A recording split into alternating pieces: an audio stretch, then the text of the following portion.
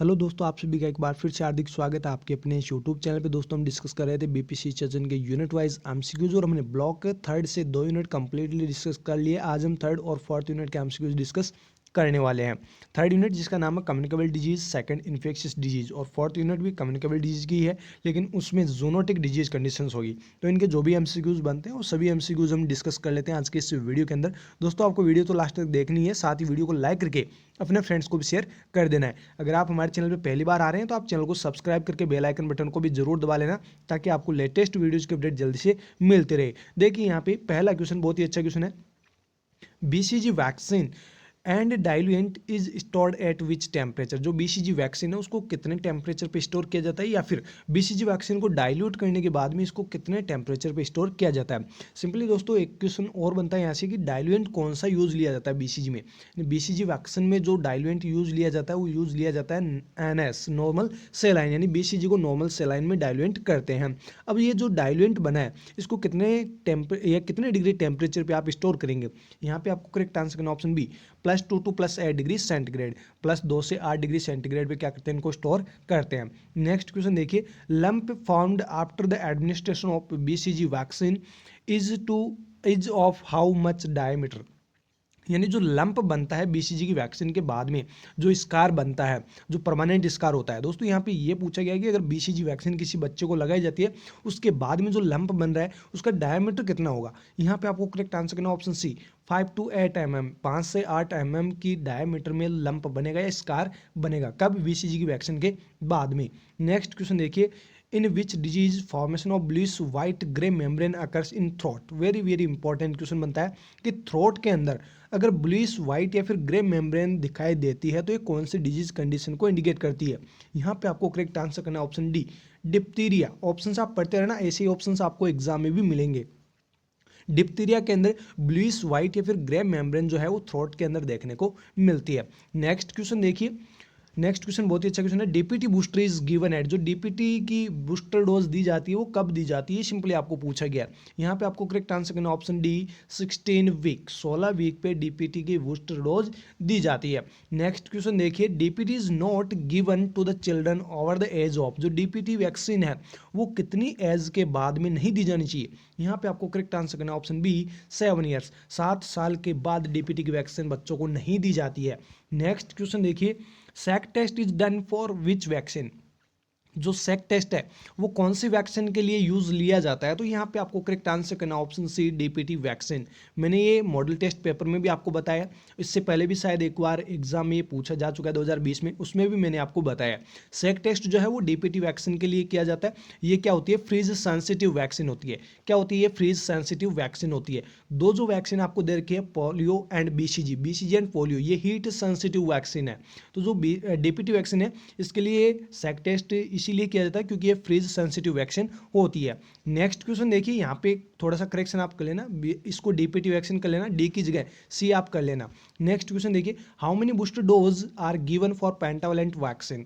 दोस्तों यहाँ पर एक क्वेश्चन तो मैं आपको बता रहा हूँ, दूसरा क्वेश्चन आपको पूछा भी जा रहा है कि आपको ये आंसर बताना है पेंटावलेंट वैक्सीन में कौन कौन सी वैक्सीन इंक्लूड की गई है। पेंटावलेंट वैक्सीन में 5 वैक्सीन आती है, उन पांचों के नाम आपको कमेंट करके बताने हैं। यहाँ पर आपको पूछा गया है कि कितनी बूस्टर डोज लगाते हैं पेंटावलेंट वैक्सीन से। तो दोस्तों यहाँ पे आपको करेक्ट आंसर करना ऑप्शन बी 2, यानी 2 बूस्टर डोज लगती है। आपने पढ़ा होगा डीपीटी, डीपीटी जो पेंटावलेंट के अंदर आती है। 2 का नाम आपको और बताना है, मैंने कही दिया कि 5 वैक्सीन का नाम आपको कमेंट बॉक्स में बताना है। जो डिप्थीरिया है और जो टिटेनस है दोनों की क्या लगती है, बूस्टर डोज लगती है। तो यहाँ पे यही तो पूछा गया है कि पेंटावलेंट वैक्सीन से कितनी वैक्सीन है जिनकी बूस्टर डोज लगती है। यहाँ पे आपको करेक्ट आंसर करना है 2। नेक्स्ट क्वेश्चन देखिए, for how many weeks catarrhal phase of pertussis occurs. यहाँ पे आपको सिंपली पूछा गया है कि जो पर्ट्यूसिस है उसमें अलग अलग 3 फेज होती है, जिसमें से जो कैथेरियल फेज है वो कितनी ड्यूरेशन तक होती है। यानी जब किसी पर्सन को पर्ट्यूसिस होगा तो जो कैथेरियल फेज होगी वो कितने वीक तक होगी। यहाँ पे जो आपको करेक्ट आंसर करना हो क्या करना, ऑप्शन बी 2 वीक्स यानी 2 वीक तक जो है कैटेरियल फेज चलेगी जब पर्ट्यूसिस किसी पर्सन को होता है तो। नेक्स्ट क्वेश्चन देखिए, second phase of pertussis is very very important questions बनते हैं दोस्तों यहाँ से। पर्ट्यूसिस में 3 फेज होती है, जिसमें से आपको सेकंड फेज का नाम पूछा है। सेकंड फेज होती कौन सी है पर्ट्यूसिस की? दोस्तों यहाँ पे आपको जो करेक्ट आंसर करना हो क्या करना है, ऑप्शन डी प्रॉक्सिमल फेज। जो प्रॉक्सिमल फेज है वो कौन सी है? सेकंड फेज है। और जो फर्स्ट फेज है वो कौन सी है? कैटेरियल फेज है। फर्स्ट फेज कौन सी है? कैटेरियल फेज। और जो कन्वर्जेंस फेज है वो कौन सी है? थर्ड फेज है। तो तीनों फेज का आपको पता होना चाहिए, तीनों फेज से कोई भी क्वेश्चन आपसे पूछा जा सकता है। नेक्स्ट क्वेश्चन देखिए, सब कंजक्टाइवल हैमरेज में अकर्स इन। जो सब कंजक्टाइवल हैमरेज है वो कौन सी डिजीज कंडीशन में देखने को मिल सकता है? तो यहाँ पे आपको जो करेक्ट आंसर करना हो क्या करना, ऑप्शन बी पर्ट्यूसिस। पर्ट्यूसिस में सब कंजक्टाइवल हैमरेज भी हो सकता है। नेक्स्ट क्वेश्चन देखिए, toxin tetanospasmin is responsible for. Toxin का नाम आपको दे रखा है टेटेनोस्पाज्मिन, ये किसके लिए रेस्पॉन्सिबल है? यहाँ पर आपको करेक्ट आंसर करना है स्पाज्म ऑफ मसल्स। आपने टेटेनस के अंदर पढ़ा होगा, मसल के स्पाज्म के लिए जो टॉक्सिन रेस्पॉन्सिबल होता है वो कौन सा होता है? टेटेनोस्पाज्मिन। तो यहाँ पे ये इंपॉर्टेंट क्वेश्चन है, याद रखना। नेक्स्ट क्वेश्चन देखिए, N N T can occurs due to. NNT का मतलब है neonatal tetanus, can occurs due to, यानी जो नियोनेटल टिटेनस है वो कैसे स्प्रेड आउट होता है या फिर किन की वजह से फैलता है? तो यहाँ पे आपको जो करेक्ट आंसर करना हो क्या करना, option D all of the above. Use to unsterilised blade for cord cutting. Next application of dirty substance on the umbilical stump. Next mother not received immunisation against TT. यदि माँ ने TT के injections नहीं लगवाए हैं तो neonatal tetanus यानी NNT हो सकता है। अगर डर्टी सब्सटेंस अम्बलाइकल स्टंप पे लगा दिया है, अप्लाई आपने कर दिया है, तो NNT हो सकता है। अगर आपने कोई अनस्टरलाइज्ड ब्लेड आपने कॉर्ड कटिंग के दौरान यूज लिया है तो उसकी वजह से भी NNT हो सकता है। नेक्स्ट क्वेश्चन देखिए, लॉक जो, जिसको दूसरे वर्ड में कहा जाता है ट्रिसमस। वेरी वेरी इंपॉर्टेंट क्वेश्चन बनता है यहाँ से भी कि ट्रिसमस का मतलब आपको पूछा जा सकता है। तो दोस्तों बताना है, ट्रिसमस का मतलब होता है लॉक जो, मतलब जबड़े एक जगह कनेक्ट हो जाना। जो ट्रिसमस है या फिर लॉक जो है वो किसका सिम्टम है, ये सिंपली आपको पूछा गया। यहाँ पे आपको करेक्ट आंसर करना ऑप्शन ए टिटेनस। टिटेनस में ट्रिसमस या लॉक जो है कंडीशंस देखी जाती है। नेक्स्ट क्वेश्चन देखिए, फर्स्ट साइन ऑफ NNT। यहाँ पर आपको पूछा जा सकता है NNT का पहला साइन कौन सा है? नियोनेटल टिटेनस का पहला साइन क्या होगा? तो दोस्तों यहाँ पे आपको करेक्ट आंसर करना ऑप्शन बी। वैसे तो लॉक जो यानी ट्रिसमस भी NNT का क्या है? साइन है, लेकिन यहाँ पे बात हो रही है नियोनेटल टिटेनस की। बच्चे में कौन सा साइन आपको देखने को मिलेगा जिससे आपको पता चलेगा कि इस बच्चे को क्या हुआ है? NNT। दोस्तों अनेबल टू सक यानी ऑप्शन बी यहाँ पे आपको करेक्ट आंसर कर देना है। बेबी इजीली सक नहीं कर पाएगा, तो आप समझ जाना बच्चे को क्या हुआ है? नियोनेटल टिटेनस हुआ है। नेक्स्ट क्वेश्चन देखिए, what is the dose of TIG यानी टिटेनस इम्यूनोग्लोबुलिन इन हाई रिस्क केसेज। अगर हाई रिस्क केसेज है टिटेनस के तो उनमें जो TIG की जो डोज लगाई जाती है वो कितनी लगाई जाती है? TIG का मतलब है टिटेनस इम्यूनोग्लोबुलिन। दोस्तों यहाँ पे आपको जो करेक्ट आंसर करना है वो क्या करना है, 250 से 500 यूनिट IM यानी इंट्रामस्कुलरली ये डोज लगती है TIG की। 250 से 500 mg यूनिट में लगती है। 250 से 500 यूनिट जो है IM आपको लगानी है क्या? TIG। और ये किन में? जिनमें हाई रिस्क होते हैं टिटेनस के, उनको ये लगाई जाती है। नेक्स्ट क्वेश्चन देखिए, year India was declared polio free. India ने कब डिक्लेयर किया था कि इंडिया कंप्लीटली पोलियो फ्री हो चुका है? दोस्तों यहाँ पे आपको करेक्ट आंसर करना ऑप्शन डी 2014। 2014 में डिक्लेयर हो चुका था कि इंडिया क्या हो चुका है? पोलियो फ्री हो चुका है। लास्ट केस जो इंडिया में पोलियो का मिला था वो 2011 में मिला था, ये भी आपको ध्यान रखना है, 2011 में लास्ट केस मिला था। नेक्स्ट क्वेश्चन देखिए, last case of polio was reported in. देखिए नेक्स्ट क्वेश्चन ही आ गया कि लास्ट केस जो है पोलियो का कब रिपोर्टेड हुआ था, तो यहाँ पे आपको करेक्ट आंसर करना ऑप्शन ए 2011। नेक्स्ट क्वेश्चन देखिए, what is the route of transmission of polio virus. जो पोलियो वायरस है उसका रूट आपको पूछा गया है कि कौन से रूट से पोलियो वायरस ट्रांसमिट होता है। यहाँ पे आपको करेक्ट आंसर करना है option B faeco oral route. Hepatitis A आपने पढ़ा भी होगा, हिपेटाइटिस ए का भी रूट क्या होता है? फिको ओरल रूट होता है। नेक्स्ट क्वेश्चन देखिए, incubation period of polio virus. जो पोलियो वायरस है उसका IP यानी इंक्यूबेशन पीरियड क्या होता है? तो यहाँ पे आपको करेक्ट आंसर करना ऑप्शन डी 7 to 10 डेज, 7 से 10 दिन का क्या होता है? इंक्यूबेशन पीरियड होता है। किसका? पोलियो वायरस का। नेक्स्ट क्वेश्चन देखिए, polio vaccine can be stored at +2 to +8 degree centigrade for how much time. जो पोलियो की वैक्सीन है उसको जो स्टोर किया जाता है +2 से +8 डिग्री सेंटीग्रेड पे, उसको कितने दिनों तक आप स्टोर करके रख सकते हैं।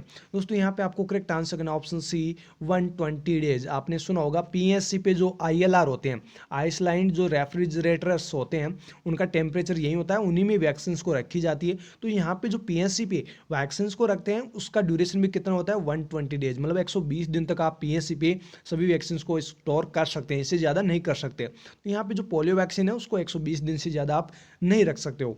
नेक्स्ट क्वेश्चन देखिए, बाकी ये जो आपको ये पीडीएफ है ये आपको मिल जाएगी हमारे टेलीग्राम ग्रुप के अंदर। दोस्तों आप टेलीग्राम पे जाइए, वहाँ पे नर्सिंग चैलेंजर सर्च करें और अपने आप को वहाँ पे ऐड कर ले। नेक्स्ट क्वेश्चन देखिए, booster dose of polio vaccine is given at, जो पोलियो वैक्सीन है उसकी बूस्टर डोज कब दी जाती है। यहाँ पर भी आपको करेक्ट आंसर करना ऑप्शन डी 16 मंथ्स, 16 से 24 महीने पे डीपीटी की बूस्टर डोज भी लगती है और पोलियो वैक्सीन की भी बूस्टर डोज लगती है। नेक्स्ट क्वेश्चन देखिए, IPv along with OPV is given at, यहाँ पे आईवीपी है, इसको करेक्शन कर लेना, आईपीवी है। ये क्या है, IPv inactivated polio virus vaccine. तो यहाँ पे जो आईपीवी है वो ओपीवी के साथ में कब दी जाती है, ये आपको सिंपली पूछा गया। यहाँ पे आपको करेक्ट आंसर करना ऑप्शन डी थर्ड डोज, यानी जो थर्ड डोज लगती है उस दौरान ओपीवी भी पिलाई जाती है और आईपीवी की डोज भी लगाई जाती है, तो दोनों को साथ में थर्ड डोज में देते हैं। ओके, नेक्स्ट क्वेश्चन देखिए, इन विच डिजीज कॉप्लिक्स स्पॉट्स अकर, जो कॉप्लिक्स स्पॉट्स है वो कौन सी डिजीज कंडीशन में देखने को मिलते हैं, तो यहाँ पे आपको करेक्ट आंसर कर देना option B measles. Next question देखिए, on which day skin rashes appears in measles, जो मीजल्स होता है उस दौरान जो स्किन रैशेज अपीयर होते हैं वो कौन से दिन देखने को मिलेंगे। यहाँ पे आपको करेक्ट आंसर करना है option C fourth day. Fourth day पे स्किन रैशेज आपको अपीयर हो जाएंगे, या फिर जो स्किन रैशेज है वो चौथे दिन जो है मिजल्स की कंडीशन में देखने को मिलेंगे। नेक्स्ट क्वेश्चन देखिए, SSPE यानी कि सब acute sclerosing pan encephalitis is complication of which disease, कौन सी डिजीज का कॉम्प्लिकेशन है SSPE। आपको पूछा जा सकता है SSPE की फुल फॉर्म, तो यहाँ पे आपको करेक्ट आंसर कर देना है फिर सब एक्यूट स्क्लेरोसिंग पैन एनसेफेलाइटिस। ये जो कॉम्प्लिकेशन है SSPE ये किसका है, कौन सी डिजीज कंडीशन का है, यहाँ पर आपको करेक्ट आंसर करना ऑप्शन ए मिजल्स, मिजल्स का कॉम्प्लिकेशन है SSPE। नेक्स्ट क्वेश्चन देखिए, another name of serum hepatitis is, serum hepatitis दूसरा किसका नाम है, यहाँ पर आपको करेक्ट आंसर करना है option B hepatitis B, hepatitis B को सीरम हिपेटाइटिस भी कहते हैं। नेक्स्ट क्वेश्चन देखिए, HBIG यानी hepatitis B immunoglobulin should be given after how many hours of the exposure. आपको ये पूछा गया कि जो HBIG है हेपेटाइटिस बी इम्यूनोग्लोबुलिन है वो कब एडमिनिस्टर करवानी चाहिए, या फिर कोई पर्सन हेपेटाइटिस से सफ़र होता है या एक्सपोज होता है तो उसके कितने समय बाद आपको HBIG जो है वो एडमिनिस्टर करवानी चाहिए। तो यहाँ पर आपको करेक्ट आंसर करना ऑप्शन डी 48 आवर्स। अगर कोई पर्सन हेपेटाइटिस बी के संपर्क में आया है या फिर हेपेटाइटिस बी से एक्सपोज हुआ है उसके 48 घंटे बाद में हेपेटाइटिस बी इम्यूनोग्लोबुलिन क्या करनी है, आपको एडमिनिस्टर करवानी है, इससे पहले नहीं करवानी है। नेक्स्ट क्वेश्चन देखिए, which living being manifest JE का मतलब है जापानीज एनसेफेलाइटिस। जापानीज एनसेफेलाइटिस का जो मैनिफेस्टेशंस होते हैं या फिर मैनिफेस्ट होते हैं वो किस में लाइव करते हैं, सर्वाइव करते हैं। यहाँ पर आपको करेक्ट आंसर करना ऑप्शन डी हॉर्स, हॉर्स के अंदर क्या करते हैं, मैनिफेस्ट लाइव करते हैं जापानीज एनसेफेलाइटिस के। नेक्स्ट क्वेश्चन देखिए, ULV insecticides helps in prevention of, जो यूएलवी इंसेक्टिसाइड्स है वो किसके प्रिवेंशन में हेल्प करते हैं, यहाँ पर भी आपको करेक्ट आंसर कर देना option B Japanese encephalitis. Next question देखिए, Japanese encephalitis vaccination is present in how many types, जो जापानीज एनसेफेलाइटिस का वैक्सीनेशन होता है उसके लिए कितने वैक्सीन के या फिर इसके कितने अलग अलग टाइप्स है, ये आपको सिंपली पूछा गया। यहाँ पे आपको करेक्ट आंसर करना ऑप्शन सी थ्री वैक्सीनेशंस जो है प्रेजेंट है, अभी अलग अलग टाइप्स है इसके, 3 है, ध्यान रखना जापानीज एनसेफेलाइटिस की वैक्सीनेशन के। नेक्स्ट क्वेश्चन देखिए, amplifier host of JE is, आपको पहले पूछा गया था कि मैनिफेस्ट लाइविंग या फिर सर्वाइव कहाँ पे करेंगे, तो हॉर्स आपको करेक्ट आंसर करना था। यहाँ पर आपको पूछा गया है जापानीज एनसेफेलाइटिस का एम्पलीफायर होस्ट क्या है, यहाँ पर आपको आंसर कर देना option A pig. Next question देखिए, incidental dead end host of Japanese encephalitis is, आपको बताना है डेड एंड होस्ट जो होगा जापानीज एनसेफेलाइटिस का वो किस में देखने को मिलेगा। तो यहाँ पर आपको करेक्ट आंसर करना ऑप्शन सी ह्यूमंस में जापानीज एनसेफेलाइटिस का क्या होता है, डेड एंड इंसिडेंस होता है। नेक्स्ट क्वेश्चन देखिए, which one is not a freezer sensitive vaccine. देखिए यहाँ पे पूछा ही जा चुका है फ्रीजर सेंसिटिव वैक्सीन कौन सी नहीं है, और अभी थोड़ी देर पहले ही मैंने आपको बताया था कि सैक टेस्ट जो है वो फ्रीजर सेंसिटिव वैक्सीन के लिए किया जाता है। यहाँ पर फ्रीजर सेंसिटिव वैक्सीन कौन सी नहीं है, तो यहाँ पे आपको करेक्ट आंसर करना option C BCG। Hepatitis B भी फ्रीजर सेंसिटिव है, DPT भी फ्रीजर सेंसिटिव और TTB ये भी फ्रीजर सेंसिटिव वैक्सीन है। DPT के लिए सैक टेस्ट किया जाता है, BCG जो है वो हीट सेंसिटिव वैक्सीन है। ओके, नेक्स्ट क्वेश्चन देखिए, pink papules found on trunk in patient with typhoid fever disappears in how many days. आपको ये पूछा गया कि जो ट्रंक पे पिंक पैप्यूल्स बनते हैं किस कंडीशन में, टाइफॉइड फीवर की कंडीशन में, वो कब डिसअपियर हो जाते हैं या ऑटोमेटिकली वो कब सबसाइड हो जाते हैं। यहाँ पर आपको करेक्ट आंसर करना option B 4 days, 3 to 4 days जो है 3 से 4 दिन के अंदर अंदर जो भी पिंक पैप्यूल्स बने हैं टाइफॉइड फीवर की वजह से वो डिसअपियर ऑटोमेटिकली हो जाते हैं। नेक्स्ट क्वेश्चन देखिए, which is the drug of choice for treatment of typhoid fever. Typhoid fever की फर्स्ट लाइन ड्रग या फिर ड्रग ऑफ चॉइस क्या है, ये सिंपली आपको पूछा गया है। यहाँ पर आपको करेक्ट आंसर करना है ऑप्शन डी फ्लोरोक्विनोलोन। फ्लोरोक्विनोलोन क्या है, ड्रग ऑफ चॉइस है टाइफॉइड फीवर की। इंपॉर्टेंट क्वेश्चन है ये, पूछा जा सकता है। नेक्स्ट क्वेश्चन देखिए, vaccine for typhoid fever is administered on except. जो टाइफॉइड फीवर की वैक्सीन्स बनी है वो सभी आप एडमिनिस्टर कर सकते हैं एक को छोड़कर या फिर एक दिन को छोड़कर। तो जो टाइफॉइड फीवर की जो वैक्सीन्स बनी है वो आप फर्स्ट डे भी आप दे सकते हैं, सेकेंड डे भी आप दे सकते हैं और फिफ्थ डे भी आप दे सकते हैं। लेकिन थर्ड डे भी आप दे सकते हैं और फिफ्थ डे भी दे सकते हैं। आपको सेकेंड डे वो वैक्सीन नहीं लगानी। जो वैक्सीन टाइफॉइड फीवर के लिए बनी है वो वैक्सीन सेकेंड डे नहीं लगाते हैं, बाकी फर्स्ट डे लगा सकते हैं, थर्ड डे लगा सकते हैं, फिफ्थ डे लगा सकते हैं, मतलब एक दिन छोड़कर वैक्सीन को लगा सकते हैं, एडमिनिस्टर करवा सकते हैं। ओके, नेक्स्ट क्वेश्चन देखिए, hepatitis A virus is inactivated by except. जो हेपेटाइटिस ए वायरस है उसको सभी कंडीशन से इनएक्टिवेट कर सकते हैं एक को छोड़कर। यहाँ पे आपको करेक्ट आंसर करना ऑप्शन ए फॉर्मेलिन।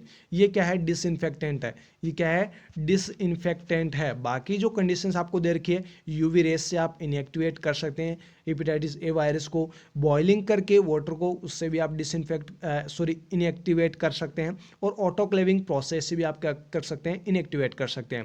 लेकिन जो फॉर्मेलिन है वो क्या है, डिसइंफेक्टेंट है। ये भी यूज लेते हैं वैसे, लेकिन इनएक्टिवेट करने के लिए यूवी रेज और बॉइलिंग और ऑटोक्लेव बेस्ट मेथड है, फॉर्मेलिन नहीं है। ओके, नेक्स्ट क्वेश्चन देखिए, RNA polio virus how many सीरोटाइप्स। यहाँ पे आपको पूछा गया कि जो आरएनए पोलियो वायरस है उसके कितने सीरोटाइप्स है। यहाँ पे आपको करेक्ट आंसर करना option C 3। RNA polio virus के 3 सीरोटाइप्स है। ओके, नेक्स्ट क्वेश्चन देखिए, most of the paralytic poliomyelitis are caused by. आपको यहाँ पूछा गया कि मोस्ट ऑफ जो पैरालाइटिक पोलियोमाइलाइटिस है वो किसकी वजह से कॉज होता है। यहाँ पर आपको करेक्ट आंसर करना option first, type first virus. जो टाइप फर्स्ट वायरस है उसकी वजह से मोस्ट कॉमनली पैरालाइटिक पोलियोमाइलाइटिस होता है। नेक्स्ट क्वेश्चन देखिए, for how much time polio virus is excreted in the stool of the patient after illness. जो पोलियो वायरस है वो कितने समय बाद में स्टूल के साथ में एक्सक्रीट आउट होगा। अगर किसी पर्सन को पोलियो वायरस का इन्फेक्शन हुआ है तो उससे जो स्टूल से वो पोलियो वायरस है वो कब एक्सक्रीट आउट होता है या कितने टाइम के बाद में वो एक्सक्रीट आउट होता है। यहाँ पर आपको करेक्ट आंसर करना ऑप्शन डी 6 to 8 वीक। मतलब कोई पर्सन पोलियो वायरस से सफ़र हुआ है फिर पोलियो वायरस का इन्फेक्शन हुआ है तो 6 से 8 वीक बाद में स्टूल में वो पोलियो वायरस एक्सक्रीट होता है। तो ये आपको करेक्ट आंसर करना है 6 to 8 weeks. Next question, next अपना 4th यूनिट है। 4th यूनिट कौन सी है, कम्युनिकेबल डिजीज ही है, लेकिन ये कौन सी है, जूनोटिक डिजीजेज। जूनोटिक डिजीजेज के जो भी एमसीक्यूज है वो भी हम देख लेते हैं। पहला क्वेश्चन है which is not the sign and symptom of worm infestation. तो यहाँ पे आपको करेक्ट आंसर करना option B, burning sensation while passing urine. जब यूरिन पास आउट करते हैं तो उस दौरान बर्निंग सेंसेशन फील करेगा। तो ये एक साइन एंड सिम्टम नहीं है किसका, वर्म इन्फेस्टेशन का। यहाँ पर बोला है आपको not the sign symptom, worm infestation का ये साइन सिम्टम नहीं है। बाकी सभी साइन सिम्टम है। वर्म इन्फेस्टेशन अगर किसी पर्सन को होता है तो एब्डोमेन पेन होगा, लॉस ऑफ एपेटाइट होगा और डायरिया भी उसको होगा। तो ये सभी वर्म इन्फेस्टेशन के साइन सिम्टम है। एक जो नहीं है वो है ऑप्शन बी। नेक्स्ट क्वेश्चन देखिए, what is the dose of albendazole for children between age two 19 year. 2 से 19 साल के बीच के जो भी बच्चे हैं उनको कितनी डोज एल्बेंडाजोल की दी जानी चाहिए। यहाँ पे आपको करेक्ट आंसर करना ऑप्शन सी, 400 mg। 400 mg जो है टैबलेट की डोज जो है एल्बेंडाजोल की दी जाती है 2 से 19 साल के बच्चों को। नेक्स्ट क्वेश्चन देखिए, in India, very very important question है, in India NDD national deworming day is been observe on. जो एनडीडी है यानी कि नेशनल डिवॉर्मिंग डे है वो कब सेलिब्रेट किया जाता है, फिर कब इसको मनाया जाता है इंडिया के अंदर। यहाँ पे आपको जो करेक्ट आंसर करना हो क्या करना है, ऑप्शन बी 10 फरवरी, यानी 10 फरवरी को एनडीडी नेशनल डिवॉर्मिंग डे जो है ऑब्जर्व किया जाता है या सेलिब्रेट किया जाता है। नेक्स्ट क्वेश्चन देखिए, विच इज फूडबॉर्न हेलमिंथ। यहाँ पे आपको पूछा गया कि कौन सा यहाँ पे फूडबॉर्न हेलमिंथ है। यहाँ पे आपको करेक्ट आंसर करना है option second B, taenia solium. Taenia solium जो है फूडबॉर्न हेलमिंथ है। नेक्स्ट क्वेश्चन देखिए, for treatment of pork tapeworm praziquantel is given as. देखिए यहाँ पे जो टैपवर्म है उसके ट्रीटमेंट के लिए प्रेजिक्विंटल टैबलेट यूज ली जाती है। तो ये आपको सिंपली पूछा गया कि इसके ट्रीटमेंट के लिए जो प्रेजिक्विंटल टैबलेट दे रहे हैं पॉर्क टैपवर्म के ट्रीटमेंट के लिए वो कितने देंगे। यहाँ पे आपको करेक्ट आंसर करना ऑप्शन ए, सिंगल डोज जो है वो 5 से 10 mg पर केजी आपको एडमिनिस्टर करवानी है किसकी, प्रेजिक्विंटल की। नेक्स्ट क्वेश्चन देखिए, सेफ ऑफ रेबीज वायरस या फिर रेबीज आरएनए वायरस इज। जो रेबीज आरएनए वायरस है उसकी सेप आपको बतानी है। बहुत ही अच्छा क्वेश्चन है ये भी। यहाँ पे आपको करेक्ट आंसर करना है ऑप्शन बी, बुलेट की तरह आपको आंसर देना है।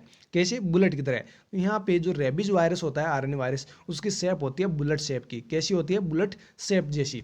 नेक्स्ट क्वेश्चन देखिए, half life of rabies virus at 40 degree centigrade is for how many hours. यदि रेबीज वायरस को 40 डिग्री सेंटीग्रेड पर रखे तो इसकी हाफ लाइफ कितनी होगी, ये आपको सिंपली पूछा गया है। यहाँ पे आपको करेक्ट आंसर करना ऑप्शन सी, 4 आवर्स। 4 घंटे इसकी क्या होती है, हाफ लाइफ होती है। Next question, treatment of rabies can be discontinued if animal dog and cat remains healthy throughout the observation period of. देखिए जो रेबीज का आप ट्रीटमेंट किसी पर्सन का कर रहे हैं, मान लीजिए किसी पर्सन को कुत्ते ने काट लिया या फिर बिल्ली ने काट लिया, अब आप क्या कर रहे हैं, आप उसका ट्रीटमेंट कर रहे हैं। वो ट्रीटमेंट आपको कब डिसकंटिन्यू कर देना है, जब आप किसी कुत्ते या फिर बिल्ली ने जो काटा है उसको आप ऑब्जर्व कर रहे हैं। कितने टाइम तक आप उस मतलब डॉग या कैट को ऑब्जर्व करेंगे जिससे कि आपको पता चल जाएगा कि पेशेंट को रेबीज नहीं होगा। दोस्तों यहाँ पे आपको करेक्ट आंसर करना ऑप्शन सी, 10 डेज। जिस कुत्ते ने काटा है, जिस बिल्ली ने काटी है, तो उस एनिमल्स को आपको क्या करना है, ऑब्जर्व करना है 10 दिन तक। अगर किसी भी प्रकार के कोई साइन सिम्टम उन एनिमल्स में नहीं होते हैं तो समझ लेना पेशेंट को रेबीज नहीं होगा, उसको किसी प्रकार के ट्रीटमेंट की ज़रूरत नहीं है। दोस्तों ये थे अपने टोटल 2 यूनिट के एमसीक्यूज। यहाँ पे टोटल मतलब 50 के समथिंग हो चुके हैं। तो ये सभी क्वेश्चंस बहुत ही इंपॉर्टेंट है आपकी एग्जाम के लिए। आप अपने फ्रेंड्स को शेयर जरूर कीजिएगा और याद सभी क्वेश्चंस को अच्छे से कर लीजिएगा। फिर मिलेंगे दोस्तों नए वीडियो के साथ, तब तक आप हमारे साथ बने रहिएगा। Thank you so very much.